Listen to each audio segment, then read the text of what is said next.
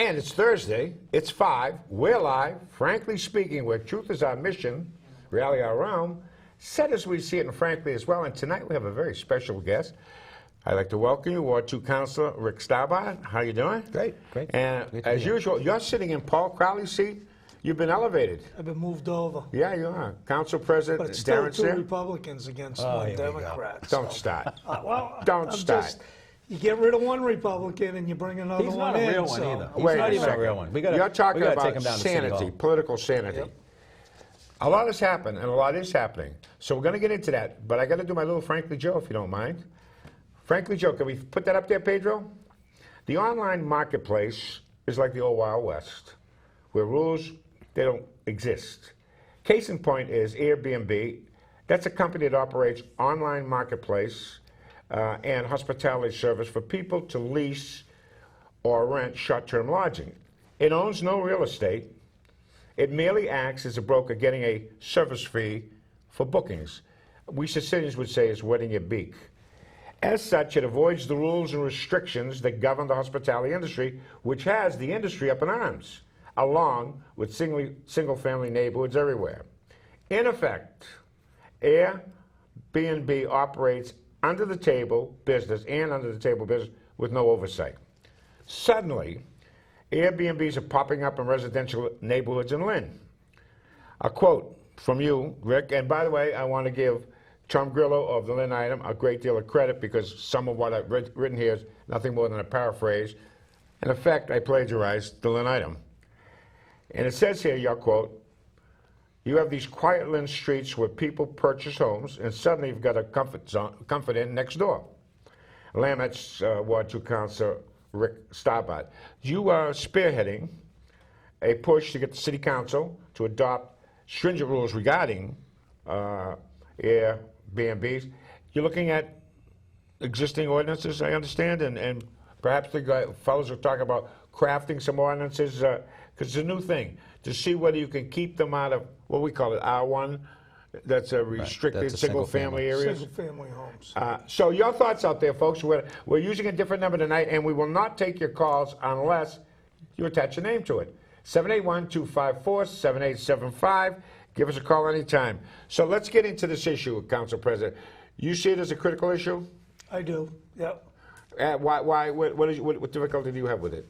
Well, I mean, you can look and see what happened over in Linfield last summer, where somebody was doing the same thing with their home, and they rented it out for a party, and the next thing you know, there was... Bad things happen? Yeah, there was a murder that actually took place. So, but it also, when you move into a single-family neighborhood, you expect no businesses to be there, and that's exactly what these people are doing, running a business. And they don't fall under the same rules and laws that a regular hotel would fall in, or a bed and breakfast. So But you're not opposed to a bed and breakfast? No, I'm not. Okay. Because they're inspected. And Let me stop you for a second, because you had to deal with this. I understand you had a meeting specifically on this issue? We've been meeting on this for 2 months. With That long? With ISD and the law department. It's been going on that long. Because the people have been living with this down on the Maplewood Road one since the fall. So it was, okay, well, it's legal. There's nothing in our ordinances that prevent it currently. What we were able to use to get that one to stop was egress in the windows. The rooms that they were using were below grade in a basement, basically. So that's what we were able to use on that one. There is legislation currently pending in the legislature that allows for state taxing. Massachusetts, believe it or not, is the only state in the country that currently does not tax Airbnbs.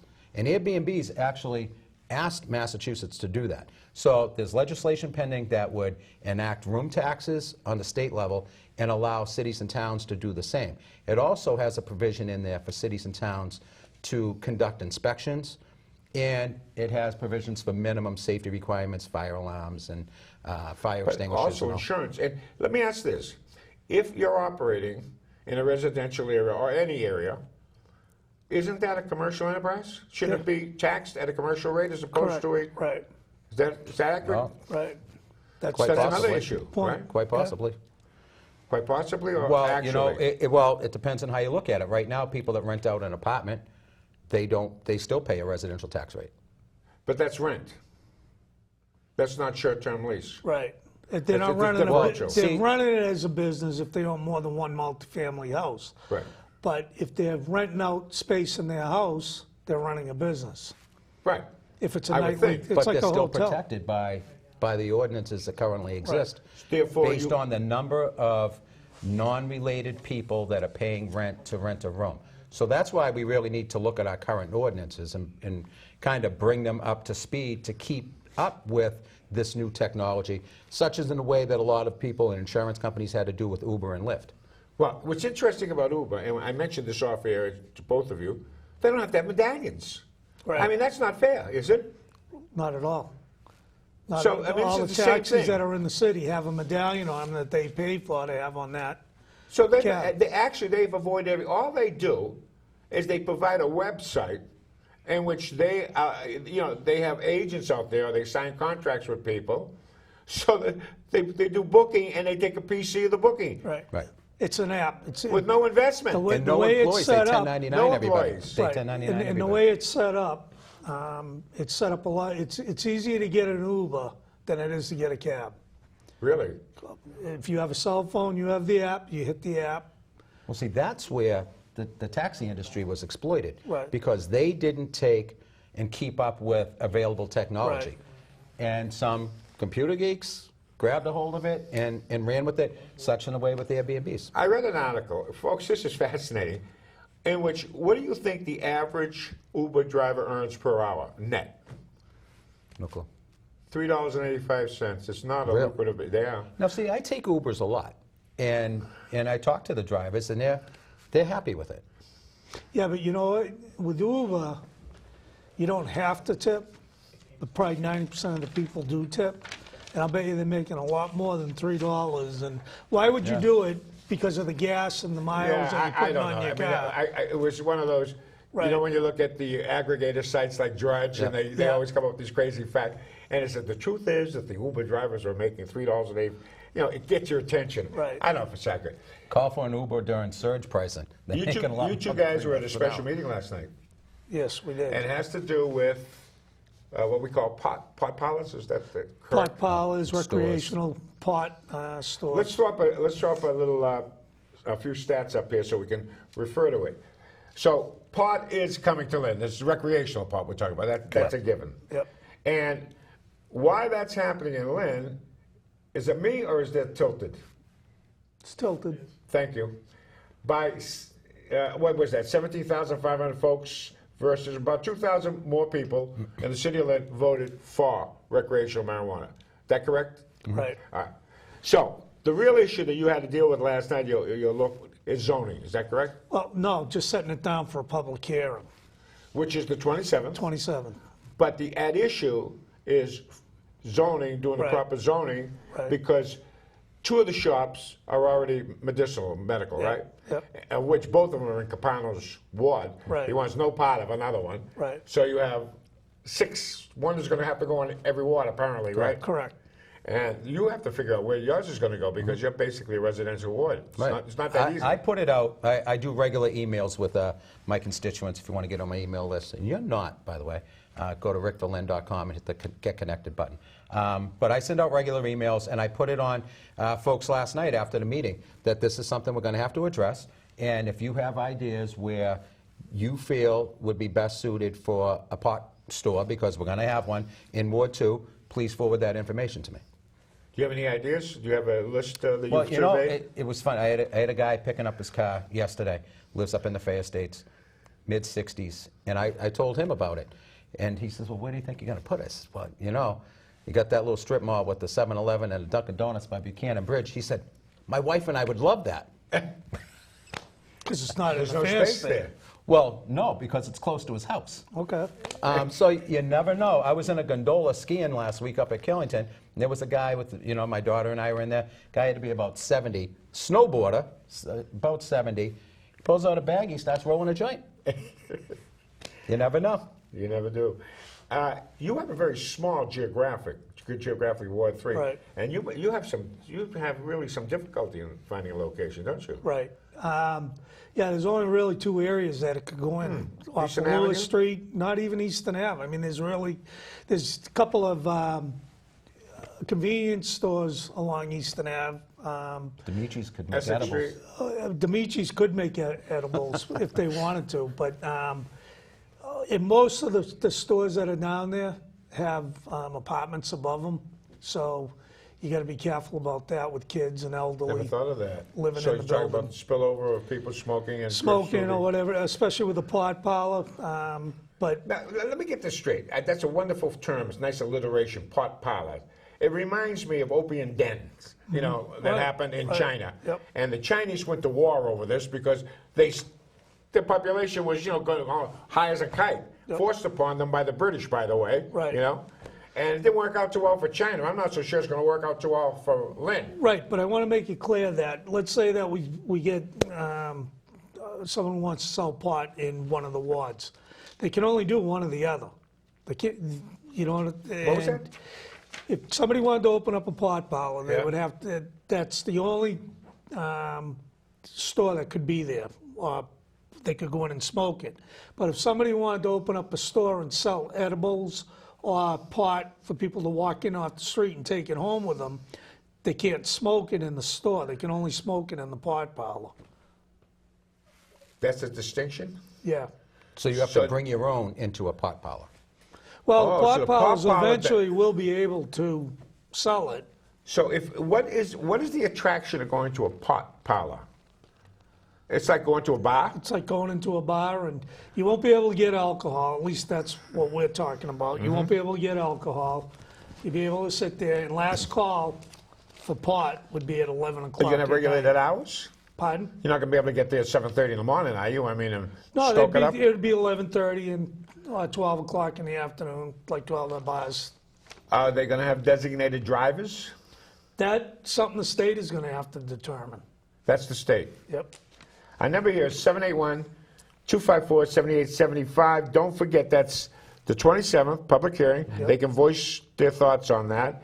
And April 1st is the deadline because the state will be accepting applications. Right. And then it'll be operational by the Yep. July 1st? July 1st. And if July 1st. nothing's done, if the city doesn't do anything, they can operate by right.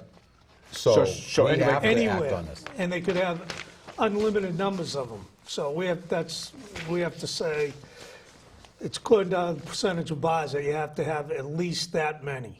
So if you have 20 bars, so you'd have to have 20% of the bars or whatever it is. I was shocked. Yeah, I was it's surprised that total of 40 in the city, therefore 8. Eight. Is that the way they It's translate it? package stores, right? Right. Is that what it was? Package It's stores are included in the packaged mix, in, right? So 40, I had no idea we had 40. Yeah. Having used to been have- in the business. Well, we used to have a lot more than that, Yes, too. it did. I was going to say that. Yeah. It's amazing. Pot policies, just put that up there. Good idea, bad idea. Our number here is 781-254-7875. Give us a call, Pine Inn. I want to go to an interesting concept that I'm really, really in favor of. If we can put up infrastructure connectivity, I have a hard time saying it. During the campaign, Mayor Tom McGee made a point that inadequate transportation infrastructure leads to a languishing economy. I think you both agree to that? Absolutely. He noted that Lynn, as a gateway city, faces some daunting social and economic issues largely attributable to the lack of transportation options. He spoke of the need for Lynn to realize infrastructure connectivity, that is, access to the arteries of commerce. Considering that Lynn is only 9 miles from downtown Boston and is the only regional gateway city without a rapid transit option, does Mayor McGee have a point? 100%. I agree with that. Yeah, Absolutely. definitely. So I never realized that. So we're the only city or gateway city that has no rapid transit option to Boston. Now, Somerville, which is not necessarily a garden spot of the world, it boomed because of its attachment to And Boston, then right? moving it into Medford and that area. Yep. So you see this as, if everyone wants to talk about, we talked about this in past shows, Darren. Yep. We have to define Lynn. Is Lynn a commercial city or is Lynn a bedroom community, right? I understand, and this may be wrong, you can correct me, Rick, over 90% of real estate comes from homeowners. Right. It's shocking when it's 8% of our tax revenue comes from commercial. Yet here we are. We were a blue collar manufacturing community. Industrial. That's right. Right. So it's changed dramatically. Absolutely. Right. Yep. So you guys are tasked with trying to deal with that new reality, and it's not that easy. Right. No, that's why we have to be careful. I mean, we've only got a finite amount of land. You can't make more land, and we see more and more of what was once commercial land go residential. Once it goes residential, it never comes back. To commercial, good point. So we have to be real careful on how that space gets developed moving forward. We're going to talk about that when we come back from this break. Stay tuned. Welcome to Lynn Community Television, your local media center. Here, we have great resources and staff to help create your own content. Hi, I'm Jim Carrigan, host of The American Dream. I'm also a member of Lynn Community TV, and I want to encourage everybody out there who's not a member of Lynn Community TV to join the group. We have a lot of fun down here. The studio is new and it's in fabulous Things condition. provided to our members are state-of-the-art studio, video and audio equipment, editing space, and a full-on training session with a staff member. I've been involved in access television for over 20 years. Our shows have gone out to tens of thousands of people in local communities and millions throughout the world. Come on down, learn how to use the equipment to promote whatever it is you're doing. For more information, please visit our website at www.lyntv.org, give us a call, or come on down to the station at 181 Union Street in Lynn.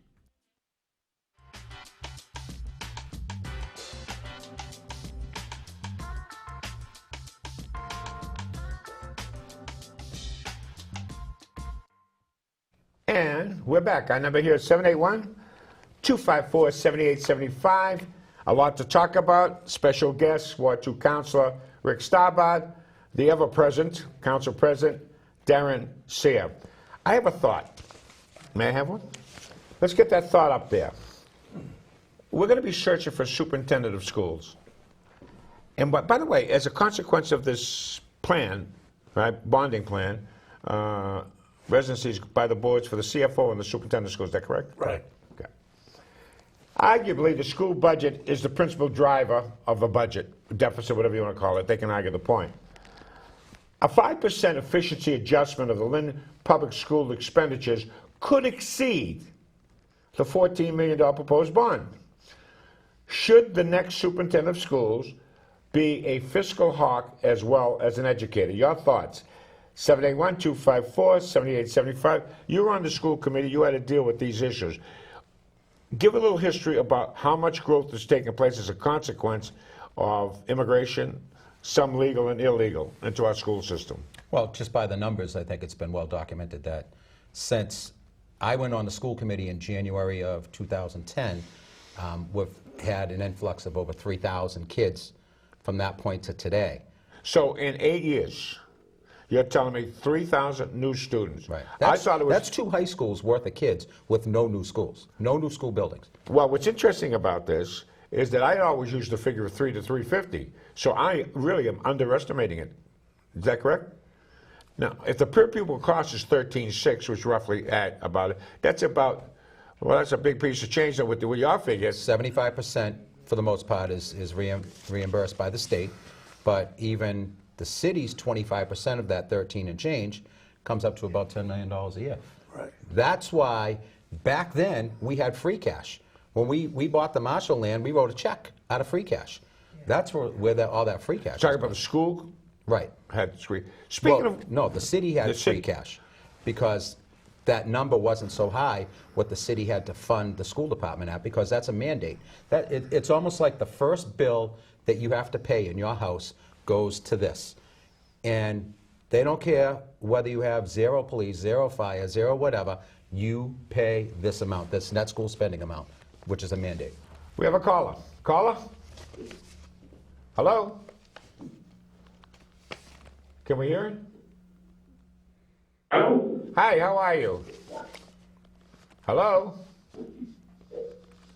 Well, we got to get this worked out. So we're trying. Hello? Can you hear us? Hello? That ends that. You know, we had a system, a different system, and I apologize to you. This is new. We're trying to do a direct call-in, and perhaps we haven't ironed out all of the wrinkles yet. But it was running smoothly. Why do we change things? We're running smoothly. You ever ask that question? Because you were up at text, right? You were just showing text. Yeah. Everybody has a new idea. Yeah, that's always the way, isn't it? Yep. So let me get back to that, and you can talk to this because you were very instrumental, and you're still passionate about building 2 new middle schools in order to accommodate our student population, which my understanding is about 20% of the population, double that of the surrounding communities per student ratio to population. Does that make sense to you? In other words, if you have a town like Quincy that's approximately the same size as we are, they have 9,700 students, about Right, we have 10%, twice as and we're up around 17. Okay. Right. Is that a caller up there?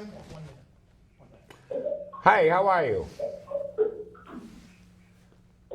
Hello? Hello, how you doing? Hello? Hello? Joe, I'm doing good, thank you. This is Tim calling. How are you, Tim? You're looking to make some money. Why don't the city start leasing out these properties that they're not using? I'm looking at one here on Boston Street.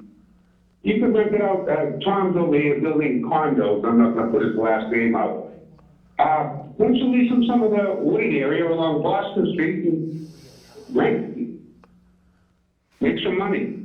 You get the gist of that? I did. There's a lot of it around, Lynn. Jim, Thank you. City-owned property? I think he was talking about condos on Boston Street, wasn't it? Right. So I know they built them behind where the car places, car wash. It was private land that Yeah. developer bought. They're all going to be owner occupied. It's already sold. It's been done in 2 phases. He's just about finished with the second phase and selling them all. And And they weren't cheap. no.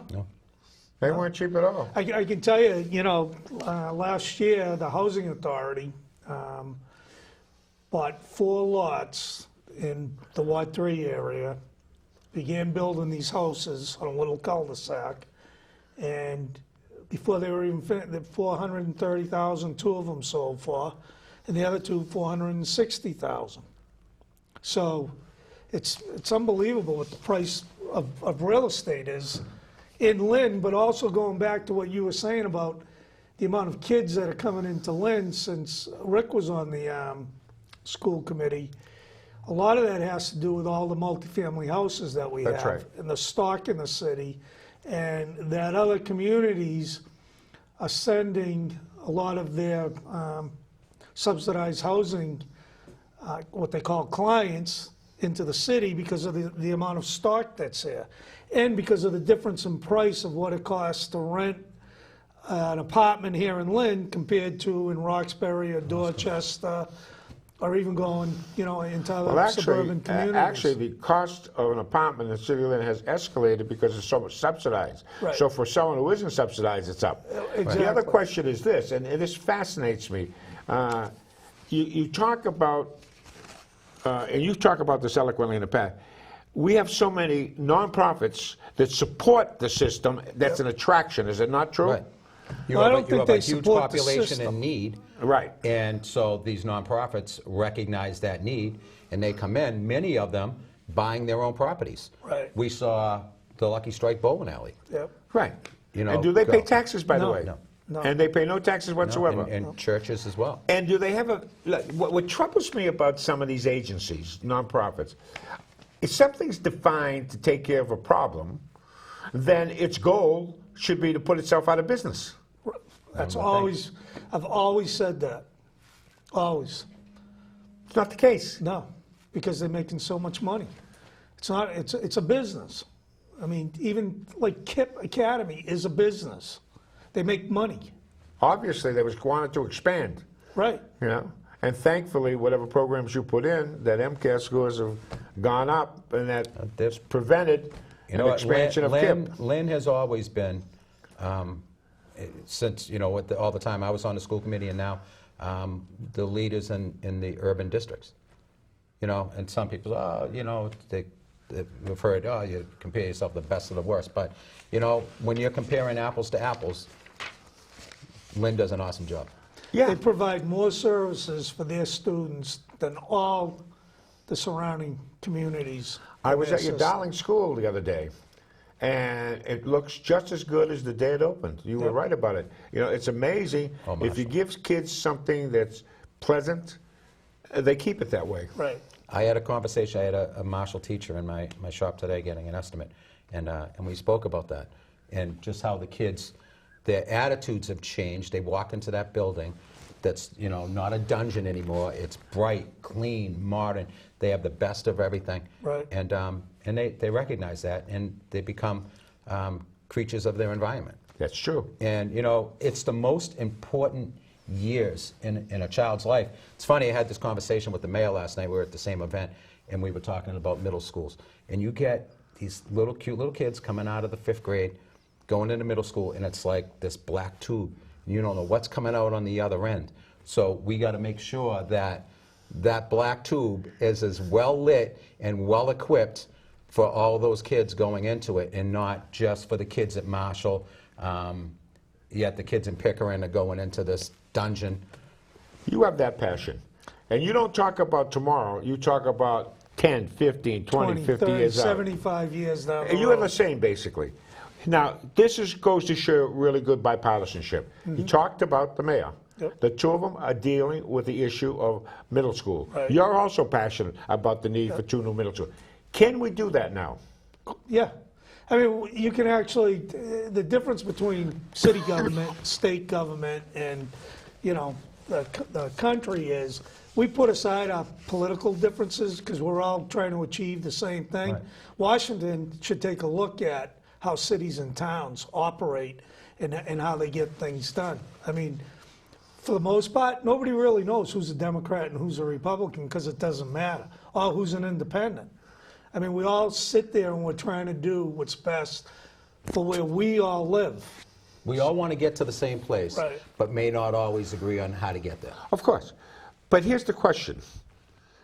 Can Lynn build the schools given the financial situation, or is what you're doing now the way in order to vehicle the possibility of building it? Right. Now, can they be built? I don't think so, right? The budget Today won't they allow it. couldn't. Today they couldn't be built, but if we do everything that we're saying that we're going to be able to do with the money that we're going to get Right. from the state, 2 to 3 years, our budget should be balanced, And? we should be actually be back in the black, in the red. And with expiring bond debt Right. that we're paid for other schools with. We got to go to break shortly, but I want you, both of you, to clear this up for the folks out there because I don't want any misunderstanding. Part of the home rule petition was the elimination of that which is an ancient cap, the $4 million cap that you had to go before to the voters. Right. That's gone. Gone. Now, that doesn't allow you to spend money willy-nilly or borrow money willy-nilly, No. right? Anytime there's any kind of an override of 2.5, or your taxes go above that 2.5, you have to put it out to the voters. Or if it was So- a debt exclusion like we were looking at last fall. Right. What about the state? The state oversees that also, right? I mean, before you can decide to do something capital of Right. that nature, the state's got to give There's you so the many okay. checks and balances that the city has to go through now with the state that it'd be impossible for us to. Now, you're hooked with the state with this bond for 10 years, is that correct? Right. Hope I last that long. On that note, we're going to take a short break and we'll be back, hopefully.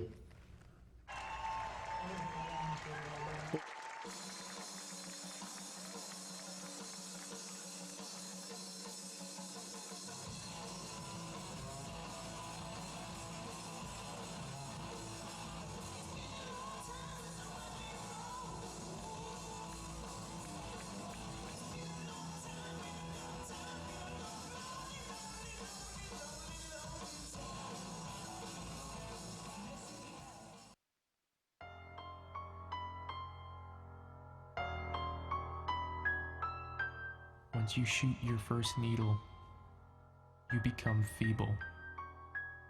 Your body begins to ache and deteriorate.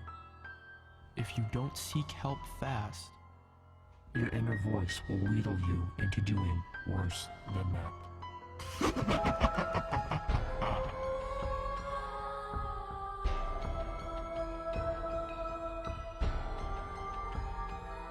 First story was she was home.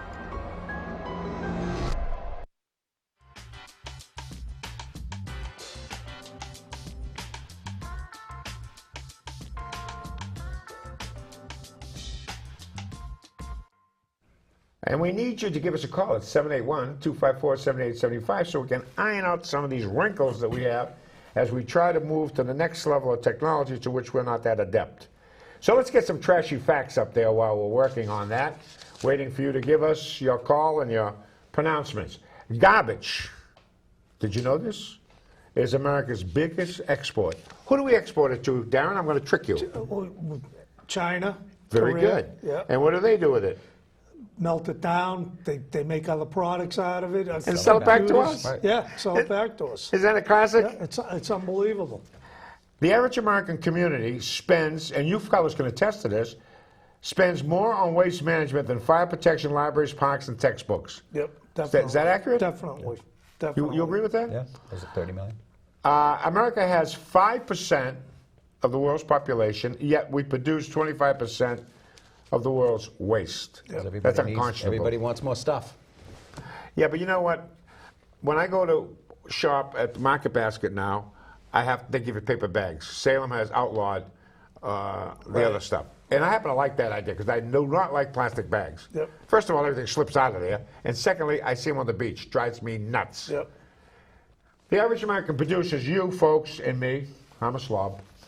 The average American produces 102 tons of trash in their lifetime. That's amazing, isn't it? Well, before they instituted recycling in Lynn, the average household in Lynn was over 7 tons of trash a year. You're kidding me. 7 tons of trash. Average house. And the trash company would have to pick up whatever you put in front of your house.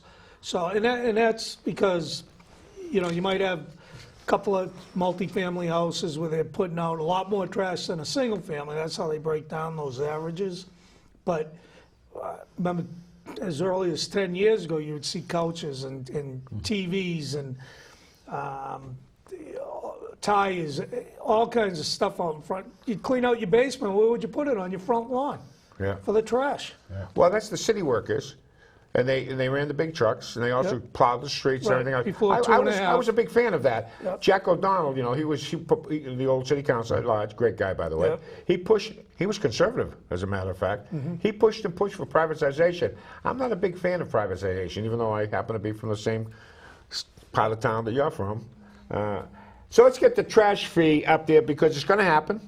Now, in real terms, folks, let's get real about it. I don't want to pay more taxes and fees. I don't like the idea. I'm on a fixed income. I'm losing enough money scratching tickets. I don't need any more burdens. But $90 a year is not going to break the bank. For what they do, taking all my trash, it's well worth it. We have a caller, and then we'll get to the trash fee tax, otherwise known as a tax. Yes, caller. Hello? Yes. How are you? Okay. I'm fine, thank you. And you? Would you like to say something to either Ward Councilor Starbout or Council President Sear? Yes, I would. As a matter of fact, I want to be aware that there is a lot of homeless people out in this world. And it's all because they're building condos. Everything else is way over their heads. Even if they have Section 8, whatever it may be, they still have to wait to get approved. And in the meantime, people are laying out on the streets, families and singles, especially singles. Anyone 40 or over, if they have a disaster and they need a place to stay, forget it. They always say they don't have enough shelters, they don't have enough beds, they don't have enough rooms. What can we do about this? This is a tragic situation. Well, let me answer that. Y'all need to bring down prices and turn those condos into places people can use, like for shelters or homes that people need. Even if it's their fault or not, they shouldn't have to sleep on the street. I wouldn't even want a dog to do that. Well, I think one of the things Councilor Sarah alluded to was the vouchers that come in from out of town. And a lot of them, especially, you know, look at Boston, and they pay $200 a month more than a Lynn voucher. So the landlords that are just, you know, they're in it for profit, they're taking those vouchers over a Lynn voucher. So those are Lynn families that can't find a place to stay because the people are coming in from out of town with these higher price vouchers. Well, Lynn also has my Break that down. brother's Wait, hold it. stable. I want to break that because I'm not sure I quite understand that. You're saying Boston gives more money on a voucher than Lynn does. Is that right? Right. So consequently, what would the inducement be for people to come to Lynn because they get a higher voucher amount, or they don't? They get a higher It's, They get their Boston number Yeah. to come to Lynn. And because so, they pocket the differential? No, the landlords do. No. So that is not nice. But also, the housing authorities that they're coming from are sending them here. Because in Boston, you could rent a 5-room apartment, which would cost like $2,500 or more. In Lynn, you're talking $1,500, $1,600. Taryn, my granddaughter lives in a rectangle in a square in Boston, overlooking a bag harbor Yep. at about $3,000 a month. Yep. Okay? I wouldn't give you 15 cents. The kitchen is a microwave. That's about it. Right. Okay? For the privilege, $3,000 for the privilege of looking out a big window Yep. in Boston Harbor that doesn't look all that great to start with. Okay? I Look can at the tell you North this. End. Yeah. The generations, you know, grew up in the North End. Right. They can't afford that anymore. Right. Southie, the same thing. My 10 people were pushed out. Right. 10 years ago in Southie, I was talking to somebody who was in the process of selling their 3-family house, getting over $1 million for the house he grew up in. His parents probably paid $20,000 for that house. Same thing in Charlestown. Oh, Charleston really boomed. Yeah. Hold that thought. Times are moving quickly. We have to take a break. Another break. Folks, this is exciting. Stay tuned. No break. I'm starting to warm up. There's no break. No. I have to read it up there. See it up there? We didn't break? No, we're still on. I guess we lost that sponsor. The trash free? Are we still on? What are you doing? We're still on. So I got to rock and roll. Why give me this stuff? Folks, I have to tell you something. I have great producers. Today they fell asleep. The trash free. $90 per unit. Per unit, right? Per unit per year. 2-family house, $1.80. Yep. I got that right? It's going to be semi-annually, $45, attached to your real estate bill. Is that correct? Right. Yep. So far, so good. I have to call this a Losey Amendment. Wayne, remember this. The Losey Amendment saves yours truly $40 a year because I just tripped over the 69 line. And Congratulations. trash fees are subject to it. This I don't like. Subject to a 20% jack-up. How far out? 2 2 years. years. 2 years from now. And Now, every it 2 could be years. lower than that. Right. It can only max out at 20%, right? That's the most. So that's contingent upon inflation and other factors. Right. And when does it go into effect, by the way? This year, in July, you'll get your first bill. But April And 1st this- is the cutoff date? Or July 1st it happens? It's de facto? Well, you're only going to get one bill this year Mm-hmm. for fiscal 19. It doesn't go into effect until 19. So that budget doesn't start until July 1st. So after that, you start paying your taxes for the following year in July.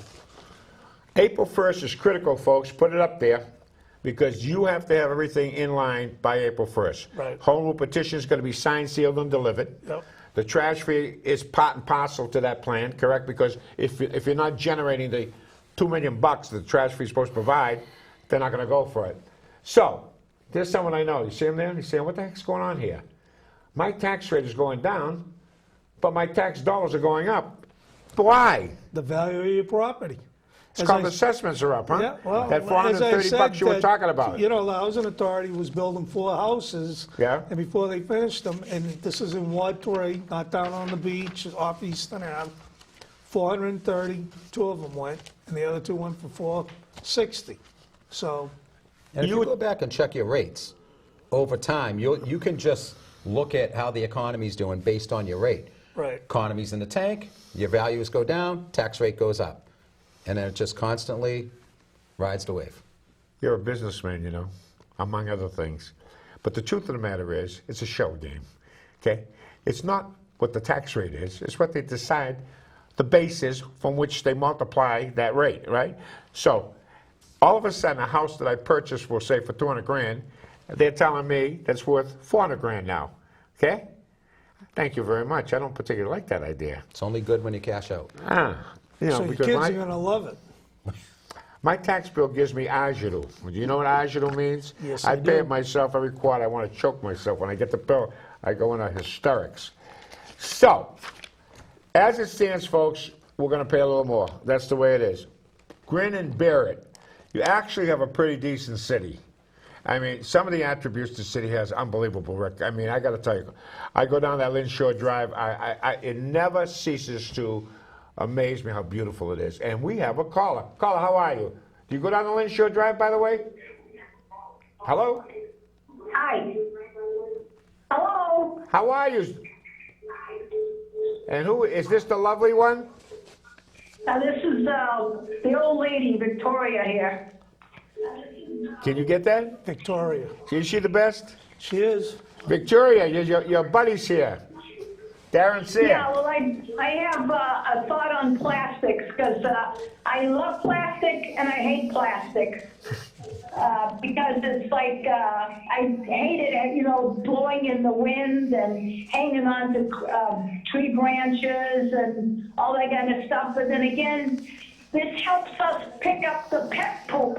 I know people that use plastics to pick up the dog poop, and I use it to take care of my cat poop. So it's like, I love it and I don't love it. So, I mean, I think we're going to have plastics forever, no matter how biodegradable or not biodegradable it is. But poop bags are biodegradable. This lady is Lynn. You understand that? Right. And she's right. You Hey, don't she- put your groceries in a poop bag. So that's all those bags are good for, is putting poop in them. So, Yeah. yeah. And, you know, there was someone, and I don't know who it was. He was the oldest collector of pension in the city of Lynn. I think it was in his 90s. He was born on Williams Ave. And then he bought a house. He grew up in Williams Ave and went into service, came out, and he bought a house on Williams Ave. He went to work for the General Electric. And guess what? He retired and bought another house on Williams Ave. Yep. Do you remember the guy? He was I in your don't. ward. I forget his name. It was a French name. But, and he said, I love Lynn. He grew up, he didn't want to leave Williams Ave. Right. Well, you go down any of the terraces off of Essex Street, Chatham Street, Lewis Street, and you'll find that there are families that have lived there in the second and third generation now. And there are seniors that live down there that have lived there for Williams 50 Ave, years. Williams Place. Yeah. But isn't that the way, I mean, this is the way it used to be in, Right. like, in Europe and other places where people stayed in neighborhoods and they knew each other, so they didn't have to worry about locking doors. Right. They didn't have to worry about, you know. Yep. Oh, by the way, what is going to happen? I've lost my train of thought, by the way. I'm tap dancing as we speak. What is going to happen? When do you actually sign the home rule petition? When does it become de facto? It's at the State House right now. So you've already pushed it up there. Yeah. It's being reviewed by the Department of Revenue to be signed by the governor? The House, the Senate, and the governor. Right. It Three goes step. through the DOR, then it goes through legal of the House and the Senate, then it goes on to the governor's desk. And, you know, the legislators from Lynn are trying to push that through because they know the urgency of the whole home rule petition. In 2 minutes, you're the only guy that voted against it. Explain.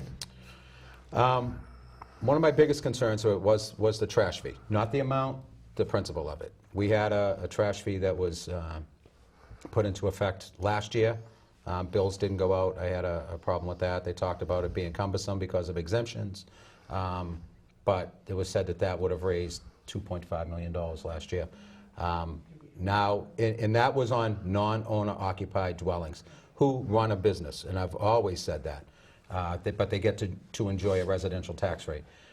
Now that's wiped off the table, and that rate now goes to $90 for everybody. So in my mind, and it's not to rehash the whole thing, you know, the council president and I spent a lot of time discussing this, but it's like having the residential homeowner subsidize these non-owner occupied businesses. That's what's happening. Yeah. And what my argument would be, why was that crafted in the first place? If it was so cumbersome, it shouldn't have never been an ordinance to start with. It was badly done. You know, and that's why I got to give you a lot of credit, Council President. You're not allowing that type of ordinance to be written anymore.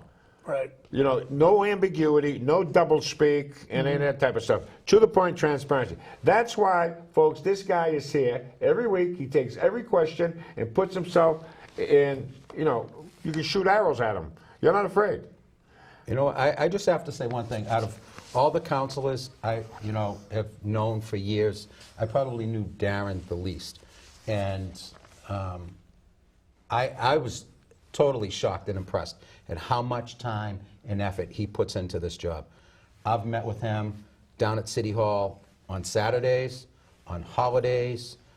He's extremely transparent, wants everybody's input, and he does a hell of a job. I'm going to give you your Social Security number so you can send them the check. Thank you. know. Folks, we'll be right back. Stay tuned.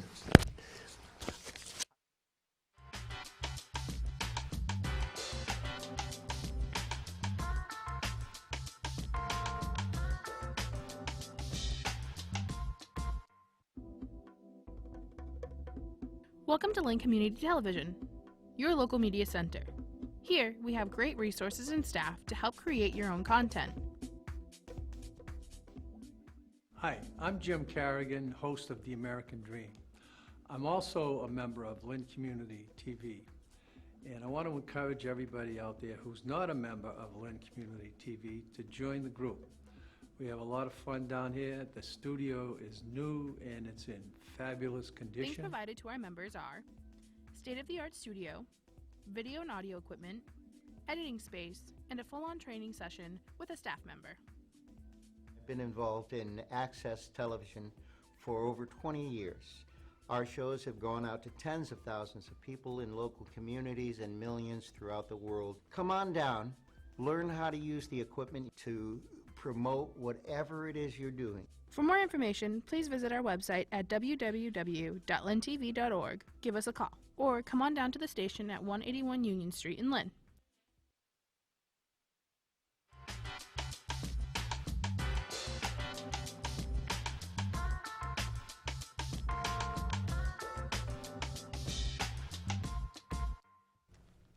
And we're back with Council President Darren Sear and Ward 2 Councilor Rick Starbott. Covered a lot of ground. Our number here is 781-254-7875.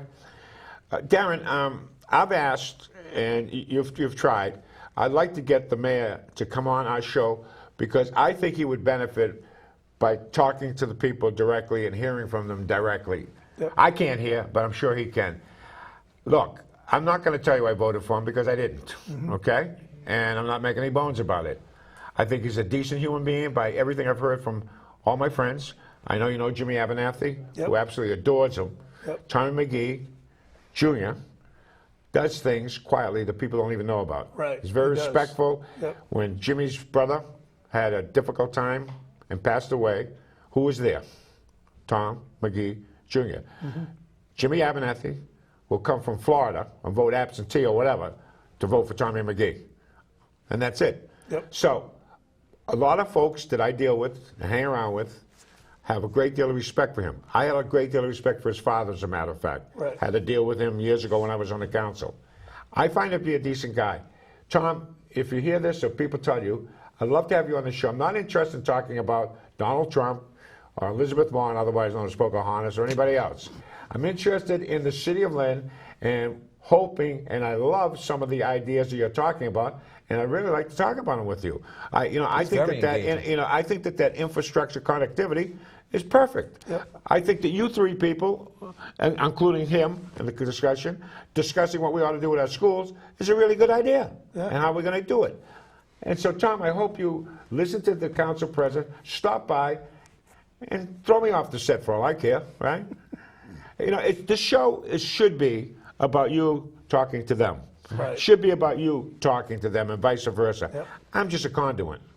period. And I hope that he takes her up on it. By the way, I very much enjoy having you here. So, free association, what are you looking to do? Oh, The great question, huh? Oh, it's nonstop. I'll say that. Do you like it? It is. I do. I do. Yeah, definitely have to have a system for it. Oh, sure. And but I think that everybody feels like they're engaged, and I reach out to people. I get them all on my email list. Sometimes I'll get a question, and it'll be from somebody that's not on my list. I say, hey, if you were on my list, you would have gotten that answer yesterday. You know, and you just try to stay ahead of it that way. You know what I've always heard about this guy over here? See, he's overdressed tonight. Generally comes in here looking like a hobo because he's busy night tonight. He's a guy of the people. Seriously. Have you ever worn a tie to a meeting, by the way? Have I ever what? Ever worn a tie? The inauguration I did. Yeah, you did. What about when you got married? You wear a tie? I did. My wife made me. She got mad at me because I wore my boots. Not these boots, but yeah. I wouldn't wear those patent leather shoes. Now, I want to talk to you about, because both you guys are alumnus, in fact, so is Paul, of Lynn Tech. I am such a fan of that school. I was down there last week, I believe. Yep. And Bon, Bontempo. yeah, he's packing it in now. Yep. But tell me about both of you. What did you study when you were there? Auto? Yeah, auto body. And you? Carpentry. And both of you did that Yep. as honored professions. Yep. And all I do is see you advertising all over the place. So you were successful. I haven't seen you I owe advertise. everything that I have today to that school. I That's do. a nice thing to say. Yeah, me as well. You know, Paul says that too. Yep. Paul ended up going to Northeastern. Right. When I taught there many years ago, and it was fascinating because at that time they didn't have enough courses that were considered college Right. accredited courses, but that's changed radically. Yep. Right. Yeah. Well, because now you need, but back then, when I went there, back in the 70s, you either went to English for college or you went to tech to learn a trade because you weren't college bound. And I'm definitely not college bound. My dad went to the third grade, Darren. He knew more than I'd ever know. Right. So it's got nothing to do with education. dad It's in got the to eighth do with who grade, you yeah. are. I see you at all of their affairs because I pirate off of Paul Crowley. I get the freebies to go play in the golf tournaments, in honor of your alumni association. Right. But you're very active in the alumni association. Yes, with I've it, been on the board since it started in the early 90s. and never gone off. No, It's the great best group of board in people. the city, too, by the way. We for- raise a for lot of money. schools, We yeah. give a lot of scholarships. We support a lot of the programs there at Tech. They The did the alumni weight there room is all over. fantastic. They do You know, all- the a lot of kids, let me say this to you. I get to go to all the schools, and this is not to put any other school down, Yep. but the kids at Tech are the easiest to deal with of any of the students in the city of Lynn. And I'm not trying to, not insulting them, I'm not saying the other kids are bad kids, right on line. But there's something about the kids at Tech. I don't know if it's maturity level or what it is. But they're in a, I'm very hopeful. I hope that we're smart enough as a society to recognize how critically important these technical schools are. Well, you know what's important, I think, to a kid at Tech is the amount of time, and I mean, David was a Tech kid too, the amount of time that they spend with their program teachers. So Right. they've got these adults in an important time in their life, and they're spending almost half of their high school time with these teachers. So you have a huge influence on them. Yeah, Even- positive. Even when you're doing your related classes, you're spending a third of the time with their related teacher as well. With that, they've basically taken away. So you're out Right. in the world and you would, with your hammer in between classes, and you also, Yeah. were you nuts I and bolts? graduated Tech at 17, said I was going to college. I wanted to be an air traffic controller. And my Pushing dad... tin? Pushing tin? Yeah. Yeah, go ahead. And I said I was going to college. And when I realized my dad couldn't help me out with college, I went up to Judy Josephs, who was my placement coordinator, and asked her to find me a job in a body shop. She sat me down, opened up the yellow pages, and started going through until she got me a job at Lingate Motors, the Volkswagen Jeep dealer on Boston Street I in the remember body it. shop. I was a 17-year-old kid, and for the kid that wasn't going to do auto body in his senior year, I started my own business at 19, 2 years It's later. amazing. And you've been at your job, now you work for the state. Right. How long have you been with the state? 20 years. Really? Yeah. Getting But I old. always did carpentry on the side or concrete work on the side. Worked in the GE you know, doing farm work and stuff and building houses my younger years. You have calluses on your hands? You want to feel them? And you also do. Yeah. That's what I like about the city of Lynn. Yep, You know, a lot of folks in the city of Lynn have calluses. yep. Yeah. But you can't get a house built, a car fixed, anything, without Road. it being a tech kid. Right. In the it's- city? Whether it's Anywhere. Mark King at Marion Street Auto Body, Right. good friend of mine, good friend of yours, Yep. Rod DeLand up at R&R on Linfield Street, going to the car dealerships and tech Dave kids. Wyckoff, Pat McGrath. Yeah. I mean, you could name a lot of the business people in the city of Lynn, and a large percentage of them went to Lynn Tech. All good people, hardworking people. And skilled. And stay here, yeah, and they stay in the city, Yeah. So and they provide We jobs. build the city and we keep it moving. Yeah, I like that. You're like Dunkin' Donuts, huh? You stole that little line from them. Folks, you have to, and one of the great things, and you guys can attest to this, there's an annex building. There used to be part of Marshall's Wharf 2, they called it. We had a great fire, and at that time, I was on the city council. I don't like to go down memory lane, but on this one I will. And I was the head of the education subcommittee and the subcommittee on FEMA, namely because the Republicans were in power. And Davy Sparks, what a name, huh, for a FEMA director, was head of it. And Could be an electrical teacher. yeah, I had I had to work with him and Bobby was it Bobby Baker, I think at that time, Bob Baker at the EDIC, and we put together a package to rebuild Marshall's Wharf 2 there, because you couldn't build it down at the waterfront any longer. It was supposed to be a condominium, industrial condominium, and then evolved. But I was there, and when you see some of the students that are being educated there, and the physical and handicap and difficulties they have, brings a tear to your eye.